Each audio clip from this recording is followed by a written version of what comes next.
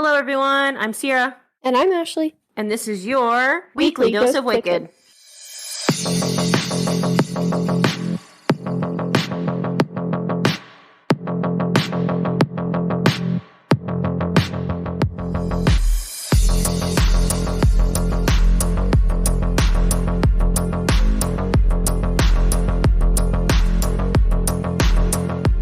Guess who's back? Back again. Sierra's back. Tell a friend. What is up, Weekly Dose of Wicked fam? That was good rapping, Eminem. Thank you. Thank you. I go with Shady. Something Shady. Oh, my bad. Yeah. I was going to say 50 Cent, but that's not the same person. No, it's not. Nope. Anyway. Slim Sierra. Slim Sierra. No, I'm actually Fat Sierra right now. I'm just joking. I don't know why I'm so mean to myself. Don't know why I put myself down like that. That was a rude thing for me to say. Right? Would you say that to me? Yes. Okay, well, screw you. I'm just joking. I would never say that to you. I was listening earlier, though, when I was editing. We were talking about that in the Patreon. I never even said what the funny episode was. Oh. That was editing because I got so distracted. When I was adding things earlier, adding the ad spots, It was the one when I was like, do you think it's true that they really lit up a room? And you're like, what would you say when I die? And I was like, I would say you were awkward. Nobody noticed when you walked into the room. I just laughed and laughed. I thought it was so funny. I mean, those are true statements. I know, but it was just so funny. Anyway, I hope you guys have been having a fabulous week. And I'm so sorry that we didn't have an episode last week. But I appreciate all of the grace that was given and how supportive everyone was in my time of need when I just needed to relax and recoup. So thank you. Which you did not do. I didn't say I needed to relax and recoup. I said I needed to get my life together, I think is what I said, which was true. Yes. I did get my life together. And by getting my life together, I did... too much. Lots of things. I did way too much. I fucking crashed hard. I was pulling out my couch, mopping behind my couch. And I don't know. My life was just a mess and I needed to get order. I hope you got all of the order you needed. I didn't. My house is still a disaster. But it's fine. I just cleaned it. I know, but it doesn't stay clean. 3 kids destroy it. But anyway, they don't care about my house. All right, guys. So let's talk podcast business. All right. So first order of business, we got chairs. Woohoo! Woo! It was with no help of you guys. Just kidding. That was really rude, Sierra. I'm just kidding. We found them on social media. It was Ashley's coworkers' chairs. So yes. Thank you. Thank you to Jenny and David. Yes. Sorry, I took your favorite chairs, David. Yes. They don't listen to the podcast anymore. We cuss too much. Yeah, that's true. But it's fine. Anyway, so we got new chairs. Super comfortable. You will never hear me complain about my butt being uncomfortable again. Yeah. Hopefully not. Loving it. Next order of business. Our XLR cord in our microphone has went. So we had to order a new one. But in order to record the podcast today, I had to use a little tiny foot-long one. And I'm holding the microphone and I can't use the cloud lifter. So if our audio is trash, I apologize. But it was either trash audio or another week without an episode. So trash audio you get. And you get what you get and you don't throw a fit. When life hands you lemons, you make beef stew. Exactly. Thank you, Andy Milonakis. It's my show. Don't tell me what to do. Oh, that was good. All right. Anyway, next order of business. This is probably the most important part of business. I don't know if any of you have noticed because we didn't have an episode last week, but moving forward, you will notice that there are some things on our podcast that have changed, such as the placement of ads, as well as our podcast now says that we are a member of a channel called Wizard Studios. Ooh, what does that mean? That's so weird and cool. Like what? Mysterious. Yeah. What's that mean, Ashley? Do you know what that means? It's so cool. It means I think we joined a network. We did. We joined a podcasting network. Actually, for a while. It's been quite a while. But it wasn't really something that we could discuss yet because we were still signing contracts and getting things ironed out. And yeah. So we are now a part of Wizard Studios, which is a podcasting network out of the UK. They reached out to us in March or April. It was March. I can't remember. Maybe April. We did look it up, but it doesn't really matter. Regardless, they reached out to us. They sent us an email. They told us how cool they thought we were and how much they loved us, and they wanted to meet with us. I don't know that they said all of those things, but okay. Sorry. I think they did. Okay. The email definitely said that they were massive fans. It did say they were massive fans, but I don't think they said that we were cool. No, they don't think we're cool. They probably think that we're really weird. No, they did say they were a massive fan. Yeah, he did say that. That was cool. He said he was a massive fan.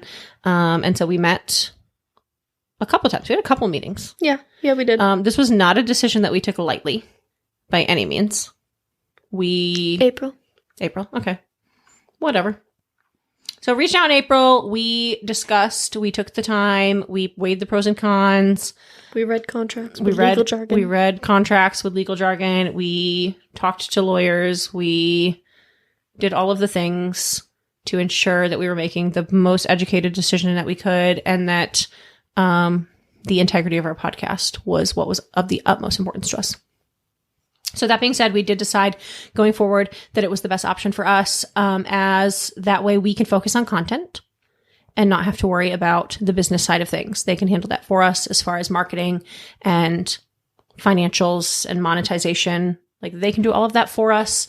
And then also a massive perk is that they took over our hosting, so we don't have to worry about that anymore. That was something that, like, we always had to pay for and do ourselves. And, like, now they do it they all. set all that up for us. So we just got to get in there and send it through, and we don't ever have to worry about our hosting at all. So with that, we did switch, obviously. So we are no longer with Buzzsprout. We are now on... Just sad. It is, but Megaphone's cool. Yeah, Megaphone's So we're now cool. on Megaphone, and it's been a pretty good overall experience. The biggest change, though, is going to be those ads. So... Yeah, the biggest thing for you anyways. Yeah, the biggest thing for you. That being said, also, though, we did talk in the past about, like, if we would ever have ads, and we were able to kind of, like, veto anything that we didn't agree with. So, I mean, I think overall it was the best decision for the podcast. And also it allows us to, you know, bring in a little bit of money. That way we can continue to make great content for you guys and not have to pay out of pocket. Because at this point, I mean, it's been a year, and other than the support of the Patreons, I mean, we've paid for most of this ourselves. Yeah, that's true. So, yeah. But check out Wizard Studios. They have some pretty awesome podcasts on there. And now if you go to our podcast on Apple Podcast, it gives you a little link, takes you right on over to all of the other podcasts that they are affiliated with. That is true. So that's that, really. I mean, that's the end of that. I think that's all of it, right? No, we have an email. Oh. Next order of business. We received probably the most important email we've ever received. Pretty, like, ground breaking. Yeah. Ground shattering. Yeah. Pretty much the best email ever. So go ahead and read this email, Ashley. Okay. Good afternoon. I want to make it known. I love the banter between you two. Keeps it interesting, and you never know what to expect. I absolutely love to listen to you both. And who's the email from? Amanda. Amanda McIntyre. Oh, yes. Sorry. We have many Amandas. I forgot. You have to be specific.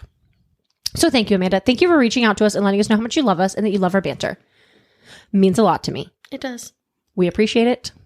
We love feedback, and no one gives it to us. We also appreciate that you emailed us. It was our very first email from a fan. It was. I mean, we get messages on social media, but we never get emails. Yeah, no one ever takes advantage of the emails. No. And I get excited when we get emails. Me too. Like, legit ones. Well, not stupid ones. Sometimes we get too. stupid ones. Sometimes we get ones, like, from people trying to solicit us for work. We also got our first piece of mail. We did! At our P.O. box. It was a catalog. At my house. Oh, what did we get? I don't know. Something stupid about our business. Oh, I didn't know that. Oh, I thought I told you. I think it was when you were in the hospital. Oh, probably. No, we got that catalog. It's over there in the top drawer. Oh, okay. We got a catalog from, Podcasting equipment. yeah, podcasting equipment to our P.O. box, which was cool. This to Weekly Dose of Wicked. I thought that was pretty cool. We've actually got like 3 of them now because it's been coming for a couple months, but. Yeah. That letter, it was like a handwritten to Weekly Dose of Wicked. Oh, really? From like the Mooresville Town Commerce or something. Oh, that is cool. You didn't even tell me that. I kind of want to look at it now. Hold on. Yeah, it's in like the top drawer over there. Oh, yeah. Look at that. Mooresville, South Iredale Chamber of Commerce. Yeah. Weekly Dose of Wicked. That's so funny. What's it say? It wasn't important. Oh, okay. I didn't know that. You never told me this. Well, I saved it for you so you could see it. Oh, yeah. It's about joining the Chamber of Commerce. No, thank you. Yeah, see, not important. No, but it's cool that they made it out to us. Yeah, handwritten and all. Mm-hmm. I like that. That's fun. We should frame it. I thought we should keep it. Yeah. Tyler was like, "Oh, what are you gonna do with this?" And I was like, put it in the podcast room." And he's like, "Are you serious?" I was like, yes, go put it in the podcast room. I'm keeping it." File that away in our file box that we don't have. I mean, that's a pretty good file system we have over there. All right. Well, without further ado, let's get into this case, shall we? I think so.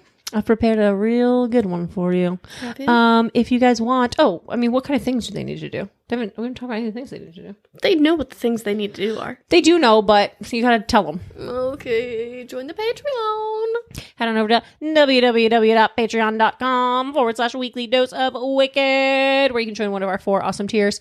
In doing so, you will automatically unlock all of the past Patreon episodes, as well as 2 new Patreon episodes a month.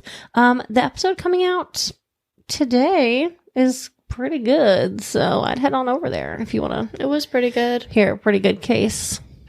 Interesting. It was infuriating. All of the things.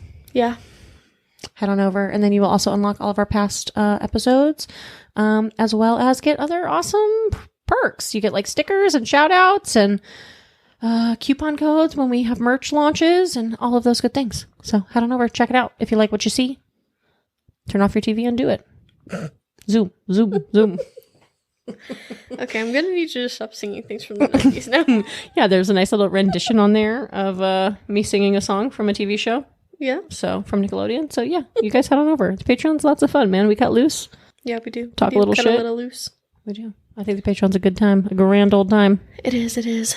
Like, follow, subscribe to all of the places. Facebook. Specifically X.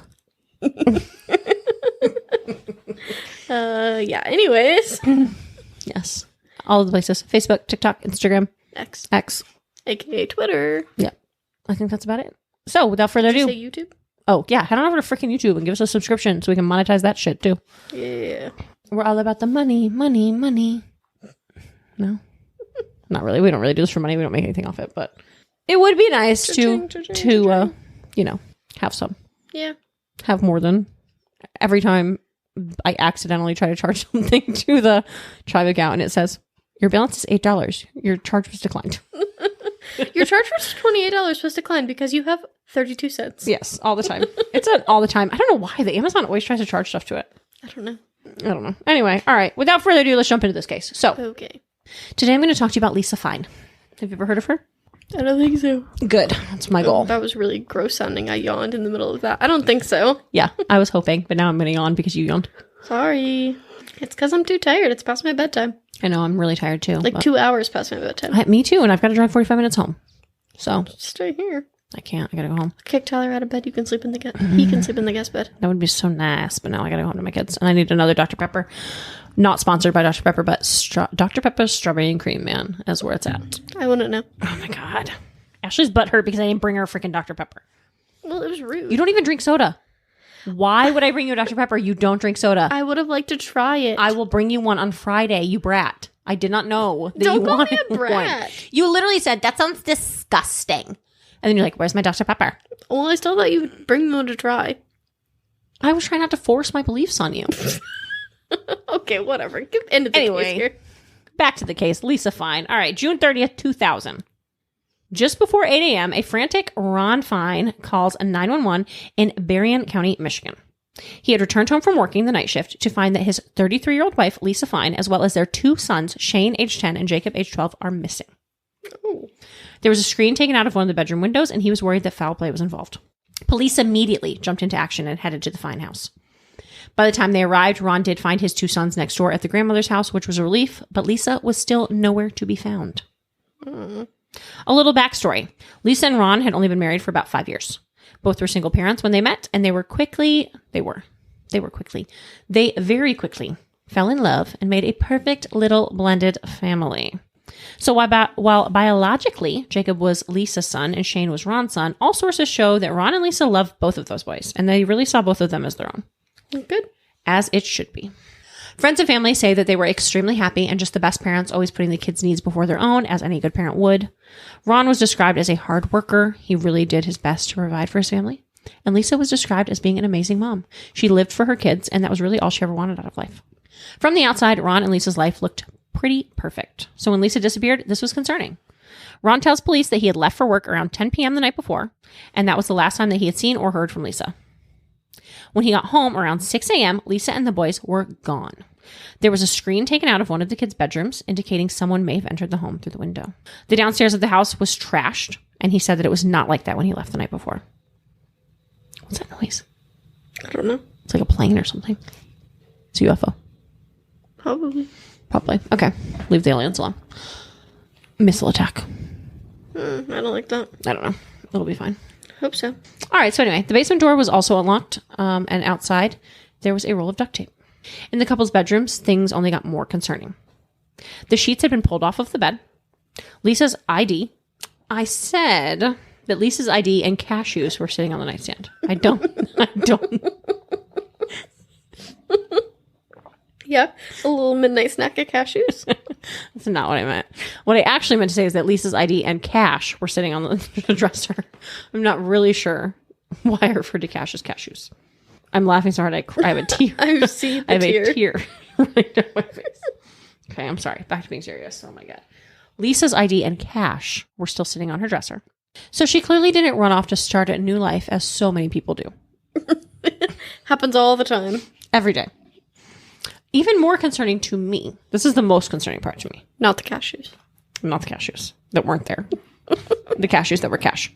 The most concerning part to me is that in the bathroom, Lisa's contacts were still in her contact case. Okay. Okay. But then her glasses were still in her bedroom. Oh. So she left can't blind? see? Exactly. No. Absolutely not. I cannot do anything without my glasses. Yeah, no. As someone who needs glasses, Try you and again. I can agree. She didn't walk off without her glasses or her contacts. No. There's no way. Absolutely not. To me, that was the most concerning part. Clearly, foul play is involved here. There's no freaking way this woman left. And also, it was 2000. Zenny wasn't a thing. She didn't have 75 pairs. Right. So it was her one pair of glasses and her contacts. And I was actually just thinking that. I was like, well, I have like 6 pairs of glasses. No, she had one pair of glasses. Okay. So this is what makes police certain that this is not a good situation and that they need to act fast because they agree she would not have left without her glasses or her contacts.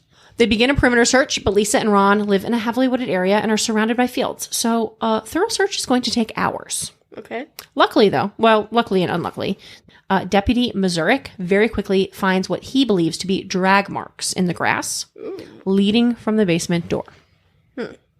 It's not funny, but during an interview, he was like the most monotone person I've ever heard in my life. But he said, I very quickly realized that something much worse than what we were called here for had happened here. What were they called there for? Exactly. That's what I said. I said, Ron literally called because he was concerned that something had happened to his wife and children. They should have been prepared for the absolute worst when he was like, hey, yo, there's a window missing out of my bedroom or out of my kid's bedroom and my wife and kids are missing. They should have 100% been prepared for an abduction, missing person, homicide, something like that. But he was like, when I saw the drag marks, I realized that things were much worse here. It's not very nice of you to make fun of his voice. It was so monotoned. Yeah, no, that's exactly what you should have been prepared for. Right. So anyway, they do go ahead at that point and call in detectives. So, Detective LaBamba. No, it's Detective LaBombard. Oh my God. I'm dude. sorry. You're so so sorry. tired. You're ruining this episode. I'm for us. sorry. I'm sorry. All right. So, Detective LaBombard is put in charge of this missing persons investigation. At this point, he'd been a detective for about 8 years. He pretty immediately decides that Lisa was more than likely drugged from her home unconscious through an area of vegetation and then taken to the road where there were fresh tire marks and then taken from the home. So obviously they need to move quickly here for any chance of finding Lisa. Police first interview Lisa and Ron's sons to see if they knew anything. Are you paying attention to me? Because this is I'm listening. a chilling part. This is chilling. Sorry. What they learned from the boys is chilling. That's what I said. Okay. Jacob says that around 3:30 a.m. he was woken up by loud noises and that he got out of bed. He headed down the hall to his mother's room where he heard his mother screaming. Jacob was 12. Okay. The door was ajar, and through the crack he could see his mother fighting with a man who was wearing a helmet. He was terrified, so he ran down the hall and woke up Shane. The boys went to go call 911, but when they tried, the phone was not working. They then heard a thumping noise coming from the stairs, and at that point they decided that they needed to leave the house. So they used a pencil to tear the screen out of the window and get out of the house. Ooh. When asked how they knew to do that, they said that their mother had taught them, which was heartbreaking to me. Yeah. When the boys got out of the house, they ran to their grandmother's, and at that point, the helmeted man was running down the street. Terrifying. How freaking terrifying. Right? So the worst part of the whole thing is that Jacob said he actually knew the man who was attacking his mom. It was his stepdad, Ron. What? Ron's like, no, I did not attack your mother. I was at work and Jacob was mistaken. He was like, no, it was not me. So police want to know, obviously, like pretty immediately, they want to know why the police weren't notified at 3:30 in the morning when this all transpired. Janet, the grandmother, I am unsure if Janet is Ron's mother or Lisa's mother. Okay. I'm not sure. What's her last name? I didn't. It just said Janet. Oh, okay. So the grandmother, it was actually hard to find her name. So Janet's what I got. That could be completely wrong. Her name might be Karen. I don't know. Okay. It said Janet, though, but it didn't have her last name. She said that she didn't call 911 because she did not realize the extent of what happened.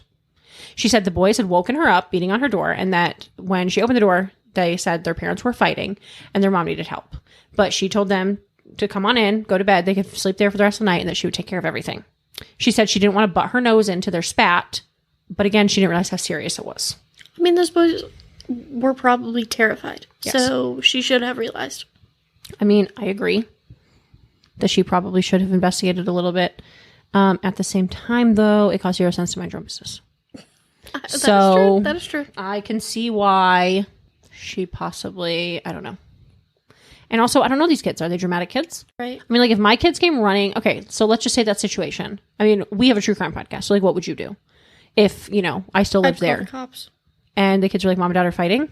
I mean, if they were, like, freaked out, Mom and Dad is fighting, and Mom needs help, yeah, I would. Okay. And then I would kill Jacob myself. Okay. I can see why they want it, is all I'm saying. Like, I can get behind why she wouldn't. Like, not wanting to butt her nose in. Especially if, like, she's Lisa's mother. I could see her not wanting to butt her nose into, like, a spat. Yeah. I mean, I could see that not wanting to butt her nose in. But I think the fact that it was 3:30 in the morning.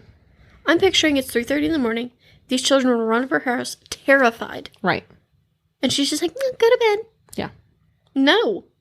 So she did say the next morning when she found out that Lisa was missing, she felt extremely guilty for not I understand. calling that would be it horrible. But obviously, I mean, there's not anything she can do about it now. So, Right. you know, she should have probably made a different decision, but it is what it is. It's horrible guilt. Yes. So the next morning, detectives get to work looking into Ron's alibi now, obviously, because on one side you have a 12-year-old little boy who said, you know, he's traumatized and he says, my dad attacked my mom. But then on the other hand, you have a frantic husband who's saying, I didn't attack my wife. I was at work all night. Like, there's no way it was me. Right. So, like, who do you believe? Right. The kid or the adult. Right. Who do you believe? So they're like, let's look into this alibi. So friends of Lisa and Ron's said that the couple definitely did have their issues, but it was nothing serious. They fought over finances, which, I mean, I think that's the number one fight most married people have. Right. Lisa was a bit more of a partier than Ron, so they would disagree over that. But again, nothing serious. Luckily for police, Ron's place of work has a very detailed security system, I guess is what you would call it. I don't know if it's really necessarily security, but they have things in place that it was very easy to track his movement. Okay. So they have like these electronic cards that they have to use to do pretty much all of the tasks as well as open all of the doors. Okay. So they're able to obtain a copy of his card usage for that night. And it shows that over the course of his shift, he was swiped in to 40 different locations. Okay. And that he only left the plant at 6 a.m. when his shift ended. So his alibi checks out. Okay, but could someone else use his card? No. They were certain that no one else could use his card. Okay. I thought that too, but they were certain no one else could have used his card. I just think someone else... I mean, it's just a swipe card. Yeah. So why can't someone else use the card? I don't know, but they were certain that it was a high-tech security system and that no one else was able to use his card. I don't know if maybe it had to be like scanned and a pin put in, or I don't know. I don't know what the reasoning is, but they were determined. They said his alibi checked out, and at that point, he was no longer a suspect. That they believe Jacob was mistaken. Okay. So I mean, it's great for Ron, but Yeah. that does absolutely nothing for Lisa. Right. And now we're back to square one. We have no suspects at all. Detectives decide to call in the Michigan State Police and request a helicopter fly over the area. Maybe they can see some sort of a disturbance in the area. I don't know.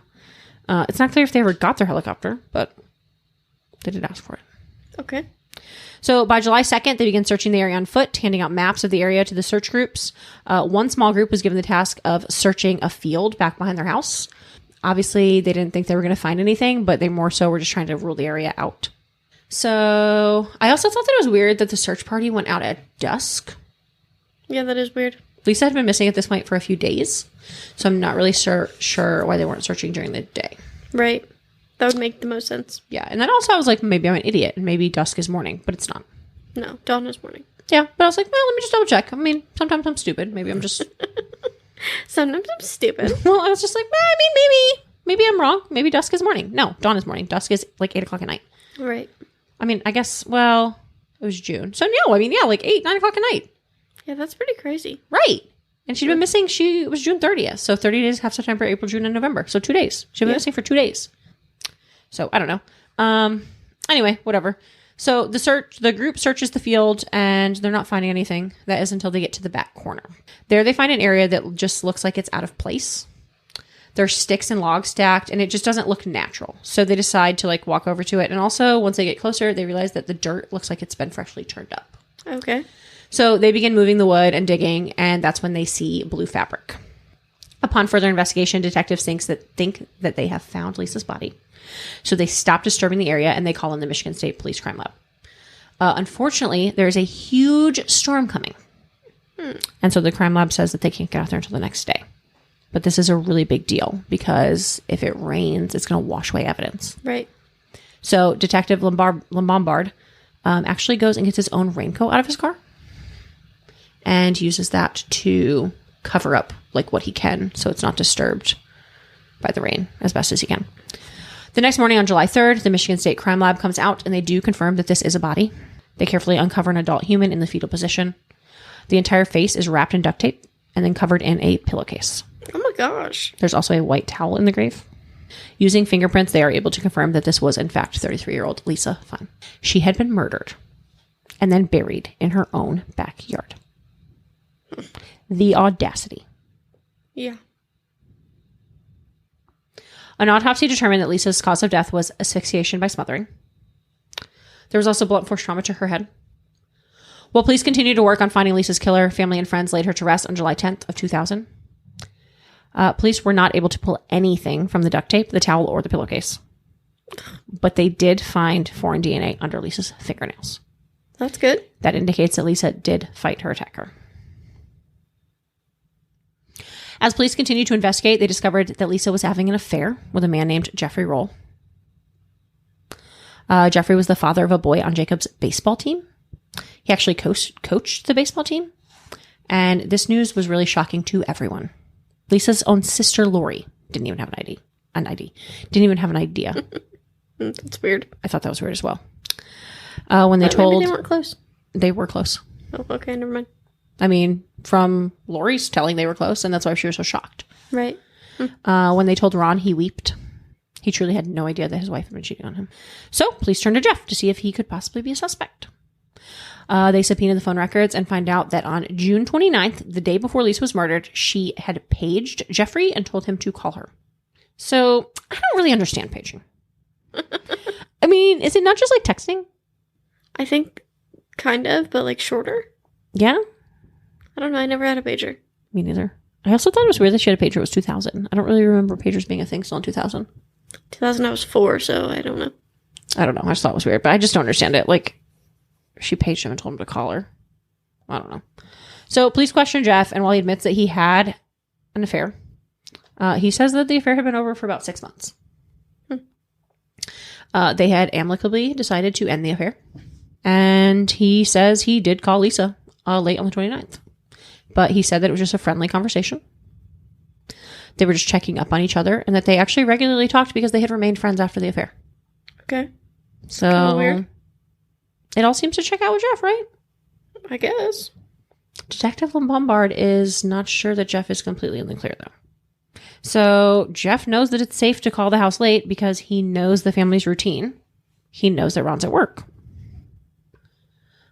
It's also a little odd that the payphone that Jeffrey used to call Lisa is just 2 miles from the Fein home.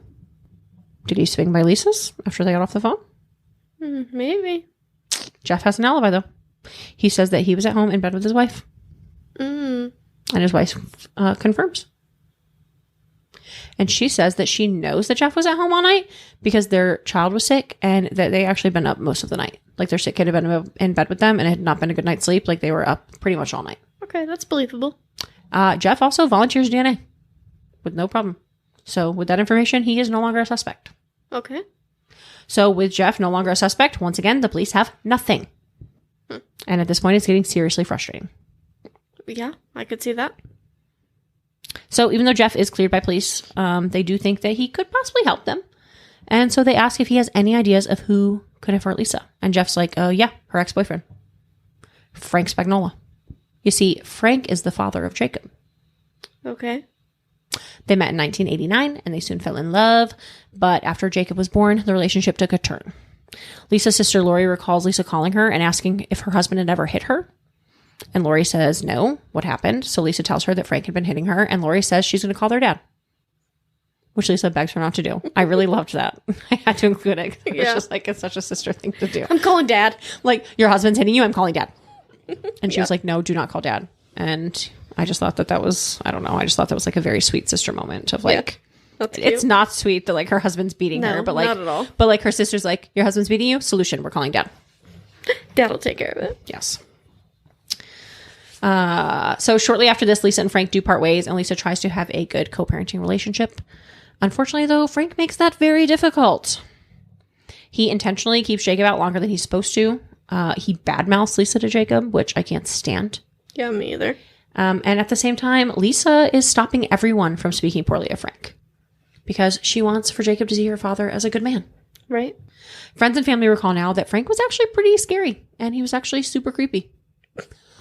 He would park outside of her home and watch her. Mm-hmm. He would intimidate her, like any chance that he could. So police are now confident that Frank is more than likely their guy. So when they go to question him, they immediately notice that he has a pretty good scratch on his face. And when they ask Frank about it, he says that he cut himself shaving. It's just kind of weird, though, because Frank has some pretty good facial hair going on right now, and it doesn't appear he's shaved recently at all. That is weird. On top of that, Frank's alibi isn't very solid.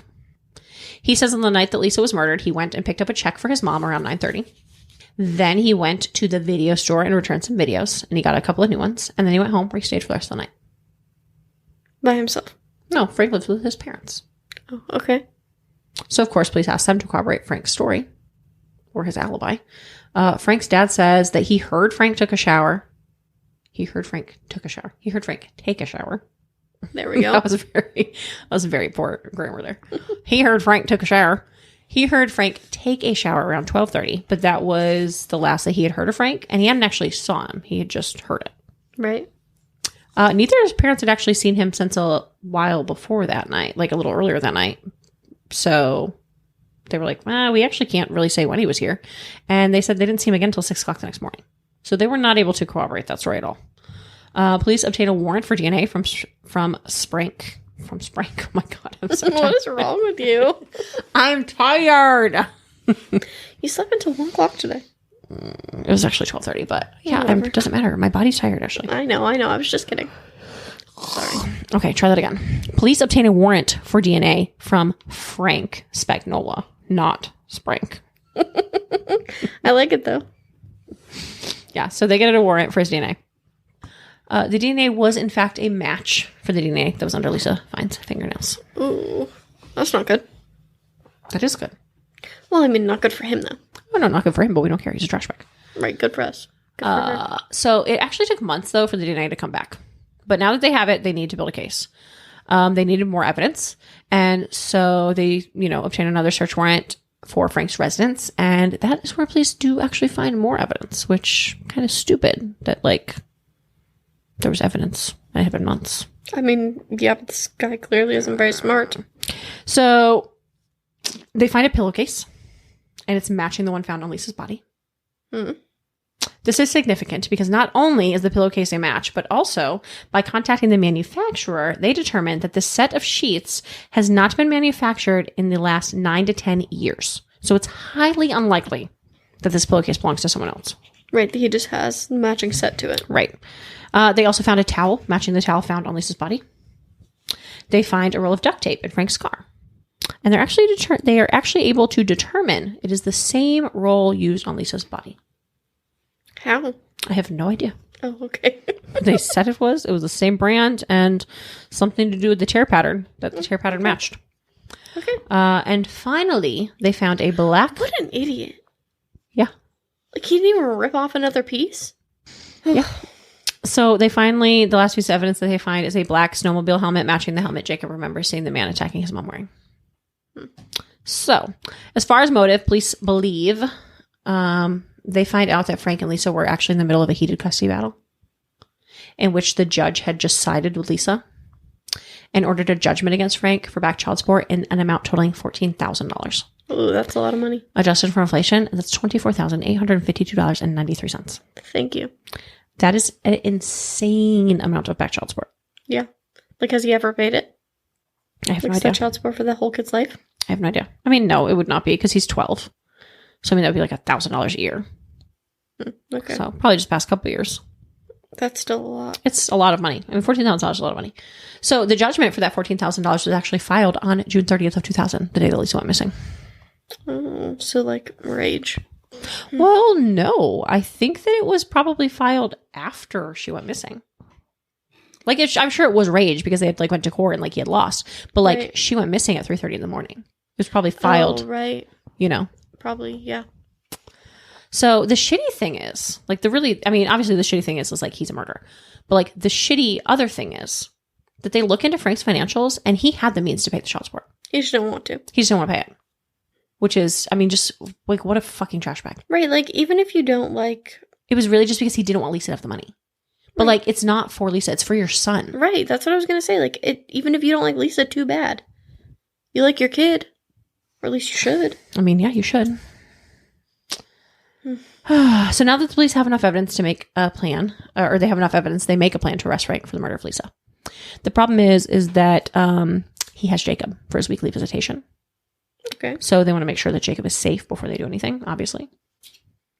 So when Frank drops Jacob off at Lisa's parents' house, police follow him. And they make sure that they're far enough distance away that Jacob will not be further traumatized by seeing his father arrested. And they pull Frank over and arrest him. Frank immediately asks for an attorney and refuses to speak to police. That's okay, though, because police really don't care if he talks because they've pretty much already they figured out what happened. That's okay then. They don't care. Police are like, this is what we think happened. I mean, they're like, we've got enough evidence. We don't need him to talk. Right. Okay. So police believe that Frank entered the Fein home using the spare key that was kept outside. When they questioned Jacob, he said that he had told his dad about the spare key. So he would have known it was there. Well, it's also, kind of pretty normal for people to have spare keys. Mm-hmm. He went in and surprised Lisa, brutally attacking her while she slept in her bed. He hit her over the head, knocking her unconscious, and then suffocated her with a towel. He duct taped her face and put the pillowcase over her head. He then dragged her down the basement stairs and out the door, where he buried her in a shallow grave in her own yard. The audacity. What a gross man. Like, what? Okay. In I her hate him. own yard. Yeah, I hate him. So, Frank is charged with first-degree murder. Frank's trial begins on June. I'm sorry, not on June. It didn't tell me a date. Frank's trial begins in June of 2003, which is 3 years after Lisa's murder. That in itself is like shitty it took that long. I mean, yeah, but that's pretty normal. I know. It just sucks because like he was just like running around, living his life. Right. Frank pleads not guilty, which shocks everyone. Like there's substantial evidence against him. Right. So I think that they probably thought that given all of the evidence, he would, try and cut a deal. That would be the smart thing to do. But we're going to do something no, smart. He didn't want to do that. So the trial lasted for 4 weeks, and Frank Spagnola was sentenced to life in prison without the possibility of parole. Good. And that's where that ends. So, how did the boys get confused? I don't know. It was Ron. I don't know that it was... I mean, I don't know. They didn't really say like what the reasoning was of like why they thought it was Ron. Those poor boys, though. That would be like terrifying. Like that they thought it was there. Either way, regardless of who it was, honestly. But yes, for sure. But at least like the monster isn't the monster is one of their family, but right. Like your stepdad, you love him, and then you think he killed your mom. Like that would be awful. I mean, I think that honestly it was just an honest mistake because he was wearing a snowmobile helmet. And, like snowmobile helmet has like a tinted face on it. So I don't think that he like maliciously tried to blame his stepdad. I think that he probably genuinely thought it was his stepdad. Do they also look similar or similar characteristics? Yeah, I mean, they're definitely not the same person, but I mean, they both have like dark hair. They're both white males, dark hair. 3 a.m, half asleep. Right. And I mean, also he was looking at it through a crack in the door. I mean, it wasn't like the door was open, like it was ajar. So I mean, yeah. Those poor boys. Maybe he just knew it was someone he knew, and so he just assumed it was Ron. Because I mean, he didn't know it; it was his biological father. Right. So I don't know. But no, it didn't really specify of like why he thought that it was Ron. Over. I just wondered. I mean, it's not really important. No, it didn't really say. There was no update on that. Well, it's not too important, I guess. No. But yeah, so that was our theme this week of people in their backyards. Backyard murders. Backyard murders. So that actually, I found that because I watched a show called Buried in Your Backyard. There's a whole series. It had like 5 seasons. It's a lot of people being buried in their backyards. I agree. I didn't watch a whole bunch of episodes. I just watched a couple. But that one really stuck out to me because I was like, the fucking audacity. Like, the fucking audacity of you motherfucker. Right. You gyp her of $14,000 in child support. You then break into her home, murder her, and bury her in her yard. Brutally murder her, too. Like, screw you. Yeah. Like, wrap her face in duct tape. Yeah, I hate him. Like, what the hell is wrong with you? Like, you are an evil, evil monster. Mm-hmm. How dare you? After, like, also making her life miserable for God knows how long. Right. Because he's the freaking father of her son, and he's been bad-mouthing her and, like, just inconveniencing her left and right. Right. Like, showing up late to pickups and dropping Jacob off late and, like, seriously, screw you. And then, like, the audacity of you. Yeah. Somebody actually said it in that episode. They were like, the audacity. Like, the whole town was just thrown by the audacity that he would bury her in her own backyard. Yeah, I agree. Yeah. And you know how much I love to say audacity? That's a normal thing that I say all the time about my husband. I'm like, listen to the audacity of my husband. But I was like, man, I mean, what just piece of trash. I would agree with that. And like, also just a piece of trash. You killed the mother of your child. Anyway.